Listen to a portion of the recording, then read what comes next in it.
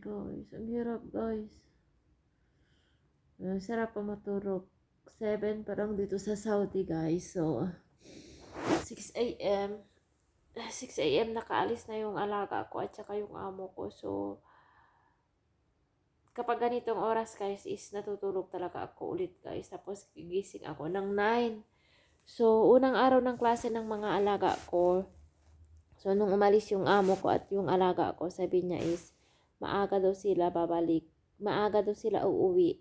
So, minsan kasi guys, umuwi sila dito ng 12:01, ganun. Minsan 12:30, ganun, nandito na sila sa bahay. Kaya, kapag umaalis talaga sila dito sa bahay guys ng 6 a.m., natutulog talaga ulit ako guys. Tapos gigising ako ng 9, tapos saka ako maglilinis. So, ngayon, hindi na ako natulog ulit. Nung lumabas bumunta na yung dalawang alaga ko ng school guys, is hindi na ako natulog ulit guys. So dahil sabi nga ni madam is maaga daw sila babalik, maaga sila uuwi guys. So maglilinis tayo guys, tapos magluluto ako ng pagkain ng dalawang alaga ko guys, para pagdating nila dito is may pagkain na sila. Naantok pa ako guys dahil yung alaga akong panganay is katabi ko matulog. Kasi isang kwarto kami natutulog. So, sobrang talaga guys. Lakas ng ubo niya guys. Umuubo talaga siya guys paggabi. So, kapag hindi siya nahihirapan siya matulog. So, pati ako nahihirapan din ako matulog guys.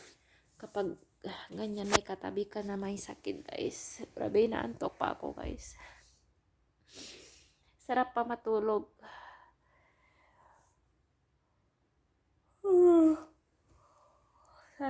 Sarap patulog guys, yung walang gigising sa'yo, tapos wala kang inaalala na trabaho. Siyempre, pag ganun, mahirap din kasi kailangan din natin ng sahod. Kailangan din natin ng trabaho, di ba? Ayan guys. So, walang natutulog dito sa kama guys. Dahil yung alaga kong bunso is ayaw matulog dito. Kung dito naman ako matutulog guys, is hindi kami nakakasya dyan ng alaga kong panganay. Dahil yung alaga kong panganay is katabi ko talaga matutulog. Guys, ayaw talaga yan matulog na mag-isa. 7 years old na yan guys. Malaki na pero katabi ko talaga yan matutulog. Ayan. Kaya walang natutulog dito. Charger ko lang nandyan guys. Ayan. So dito kami sa lapag tatlo guys. So ayan. Yung dalawang una nila.